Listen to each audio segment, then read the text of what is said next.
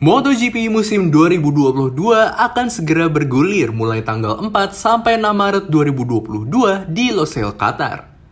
Tentunya berbagai persiapan dilakukan oleh tim dan pembalap. Kita sebagai penggemar MotoGP juga tentunya antusias menyambut musim ini. Meskipun tak sedikit juga yang mungkin bakal meninggalkan MotoGP pasca pensiunnya Valentino Rossi akhir musim lalu. Meski begitu, kita bakal jabarkan beberapa hal yang membuat kalian bakal nyesel jika tidak nonton MotoGP 2022. Ini dia alasannya.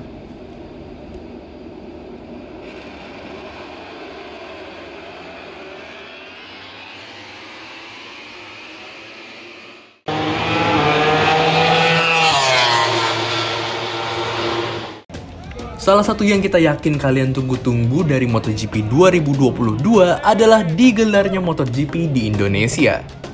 Akhirnya kita bisa merasakan lagi euforia sebagai tuan rumah MotoGP setelah terakhir kali pada tahun 1996-1997 di sirkuit internasional Sentul. Euforia tersebut juga sudah terasa saat ini. Mulai dari sulitnya mencari penginapan untuk event nanti, kemudian kesulitan mencari tiket pesawat, dan berbagai hal lainnya. Tentunya respon dari para penggemar MotoGP ini luar biasa, mengingat balapannya saja baru akan dimulai tanggal 18 sampai 20 Maret mendatang. Kira-kira kalian bakal hadir langsung di Mandalika nggak? Atau bakal nonton di depan layar kaca aja? Tulis di kolom komentar ya! Para pembalap rookie untuk tahun depan terhitung cukup banyak. Peraih top 3 Moto2 2021 yaitu Remy Gardner, Raul Fernandez, dan Marco Bezzecchi semuanya naik kelas. Kemudian Fabio Di Giannantonio yang berhasil mengoleksi satu kemenangan di Moto2 musim lalu juga naik kelas. Kemudian ada rookie kontroversial dari Moto3 yang akan bergabung bersama RNF MotoGP yaitu Darryn Binder. Top 2 Moto2 2021 akan bergabung bersama tim Tech3 KTM. Gardner dan Fernandez beberapa kali menunjukkan rivalitas antara keduanya, baik di dalam maupun di luar lintasan. Berdasarkan tes yang berlangsung di Jerez pada akhir 2021 lalu, terlihat adaptasi Raul Fernandez lebih baik ketimbang Remy Gardner. Adaptasi Fernandez memang tak perlu diragukan lagi. Hal tersebut terbukti pada tahun debutnya di Moto2 musim lalu yang diakhiri di posisi runner-up sekaligus memecahkan rekor yang dibukukan Marc Marquez pada 2011 silam sebagai rookie Moto2 dengan kemenangan terbanyak. Marquez mencatatkan 7 kemenangan, dipecahkan Fernandez menjadi 8 kemenangan.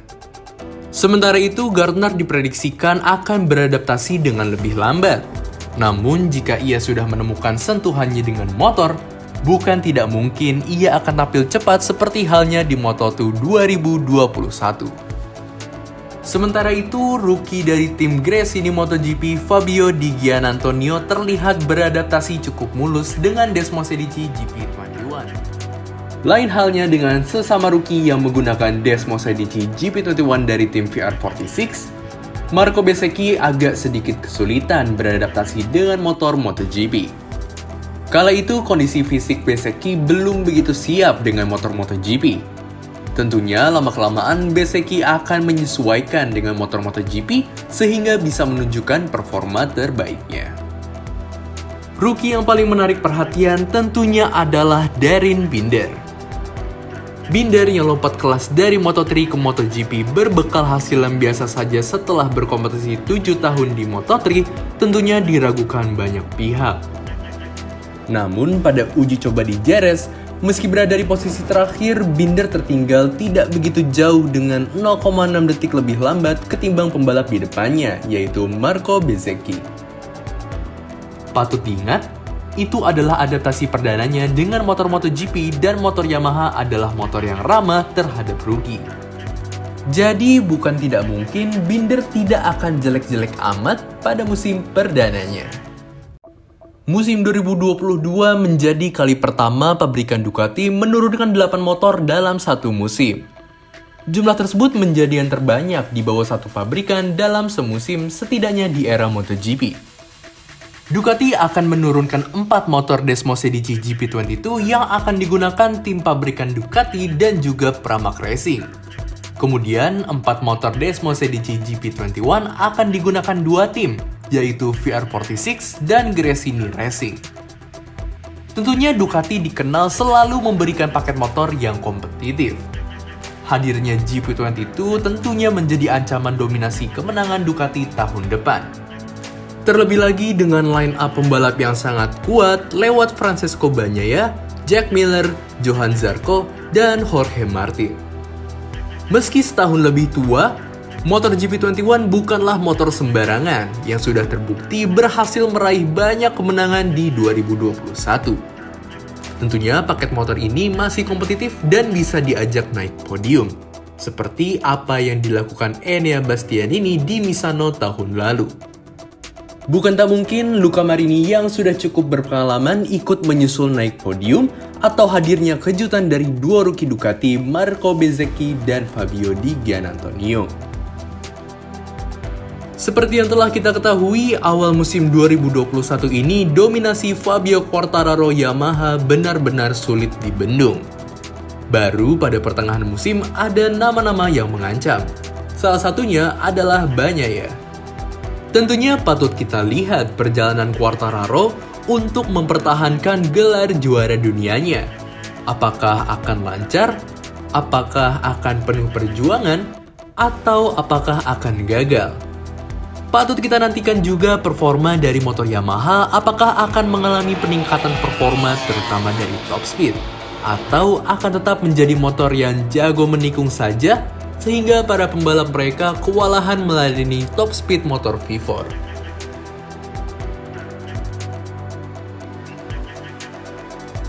Musim 2022 menjadi musim penentuan nasib banyak pembalap. Terhitung hampir semua pembalap kontraknya akan habis pada akhir 2022 nanti. Hanya Marc Marquez, Franco Morbidelli, dan Brad Binder saja yang sudah mengamankan kursi untuk 2023. Tentunya para pembalap harus tampil sebaik mungkin demi mendapatkan kursi terbaik pada 2023. Beban berat tentunya ada pada pundak para pembalap Ducati yang diprediksi akan merotasi skuadnya untuk 2023 jika salah satu pembalapnya atau lebih tidak tampil sebagaimana mestinya. Zarco atau Martin yang membela Pramac Racing bisa saja dipromosikan ke pabrikan apabila salah satu atau kedua pembalap pabrikan tidak tampil baik pada 2022. Bisa juga Enea Bastianini atau Luca Marini naik ke Pramac Racing pada 2023 dan berbagai kemungkinan lainnya. Di luar pabrikan Ducati, banyak rumor liar yang berkembang, seperti Fabio Quartararo dan Joan Mir yang diisukan salah satu dari mereka akan ke Honda, isu Alex Espargaro pensiun, isu Pedro Acosta naik ke kelas MotoGP pada 2023, dan berbagai rumor liar lainnya. Tapi bukan tidak mungkin juga beberapa pembalap yang punya kontrak pada musim 2023 akan mengamankan kontrak sebelum musim 2022 bergulir, seperti apa yang terjadi pada musim-musim sebelumnya. Nah, itu tadi beberapa hal yang menarik untuk kita nantikan pada MotoGP 2022 mendatang.